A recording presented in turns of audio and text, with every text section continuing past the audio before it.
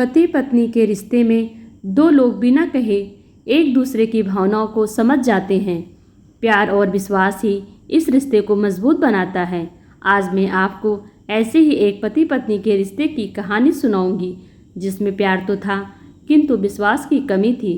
पति अभी नहा ही रहा था कि तभी फ़ोन पर मैसेज टोन बजी। पत्नी मोबाइल के पास में ही थी। उसका ध्यान फ़ोन की तरफ गया। उसने सहज ही फ़ोन उठाकर मैसेज पढ़ा। हाय, गुड मॉर्निंग डियर। किसी बेबी का मैसेज था। पत्नी सोच में पड़ जाती है कि अब यह बेबी कौन है। तब तक पति भी नहाकर बाहर आ चुका था। पत्नी उसे किसी बेबी का मैसेज आया है बताती है। पति मुस्कुरा देता है।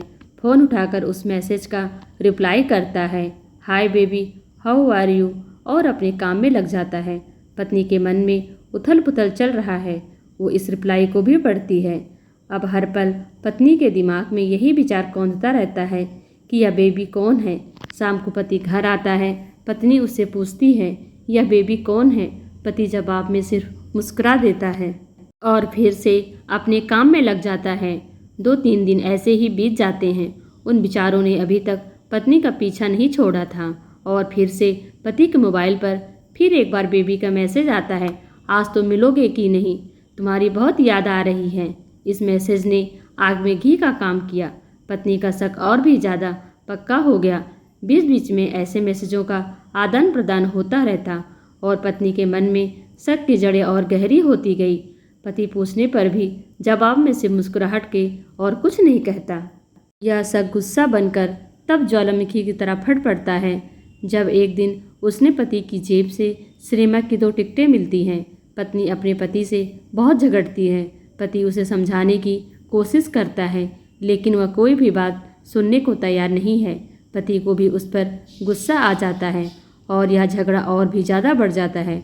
गुस्से में पति घर से बाहर निकल जाता है। पत्नी का गुस्सा पति से कई गुना ज़्यादा है। तुरंत वो अपना सारा सामान पैक करती है, एक चिट्ठी लिखती है कि मैं मायके जा रही हूँ हमेशा के लिए, और पति का घर छोड़कर चली जाती है। गुस्सा शांत होने पर जब पति घर आता है तो चिट्ठी पढ़कर उसके होश उड़ जाते हैं। 10 दिन बीत जाते हैं और गांव के उस घर पर डोरबेल बजती है जहां पत्नी रहने चली गई थी। पत्नी दरवाज़ा खोलती है। दरवाजे पर 10 साल की एक छोटी बच्ची हाथों में चिट्ठी लिए खड़ी है। वह पत्नी को वह चिट्ठी देती है। बच्चे से वह चिट्ठी लेकर पत्नी चिट्ठी खोलकर पढ़ती है, डियर वाइफ, जिस बेबी की वजह से हम दोनों में इतने झगड़े हुए और तुम हमारा घर छोड़कर चली गई, यह बच्ची जो अभी तुम्हारे सामने खड़ी है वह वही बेबी है, अनाथ आश्रम की यह प्यारी बच्ची। इसी के साथ में बातें करता था, सिनेमा जाता था। पहली बार जब तुमने बेबी के बारे में पूछा था तो मैंने जानबूझकर तुम्हें नहीं बताया था। सोचा था थोड़ा मजाक करता हूँ, देखता हूँ तुम कैसे रिएक्ट करती हो। लेकिन मैंने यह कभी नहीं सोचा था कि तुम्हारा शक इतना बढ़ जाएगा कि तुम घर ही छोड़ दोगी। हाँ, सबसे ज़रूरी बात, यह तो बेबी है, वह किसी और की नहीं बल्कि तुम्हारी ही बेटी है। रुको, अपने आप को संभालो और आगे की बात ध्यान से पढ़ो। हमारे शादी के 2 साल पहले की यह बात है। तुम अपने कॉलेज के लास्ट ईयर में थी। तुम्हारे प्रोफेसर ने नोट्स लेने के बहाने तुम्हें बुलाया था और तुम्हें चाय में नशीली दवा खिलाकर न करने वाला काम किया था। तुम्हारी कोई गलती नहीं थी लेकिन कुदरत ने अपना काम किया और तुम्हारे पेट में इस बेबी को डाल दिया। काफ़ी प्रयास करने पर भी अबॉर्शन नहीं हुआ तो तुम्हारे घर वालों ने समाज के डर से तुम्हें 6 महीने तक घर में ही रखा। तुम्हारे पिताजी खुद एक डॉक्टर हैं, इसलिए यह बिन मांगा बच्चा बड़ी आसानी से किसी को कानो कान खबर हुए इस दुनिया में आ गई। भविष्य ने तुम्हारी शादीशुदा जिंदगी में कोई प्रॉब्लम ना हो, इसलिए तुम्हारे पिता ने इस बच्चे को गांव के एक अनाथ आश्रम में छोड़ दिया। यह बच्चा मतलब यही बेबी जो अभी तुम्हारे सामने खड़ी है। अगर अभी भी विश्वास नहीं हो रहा है तो इस बच्ची के गाल का वो काला तिल देख लो जो शायद तुमने आखिरी बार रोते हुए देखा होगा, या अपने पिताजी से पूछ लो। पत्नी जल्दी से उस बच्चे को पास में लेकर उसके गालों का तिल देखती है।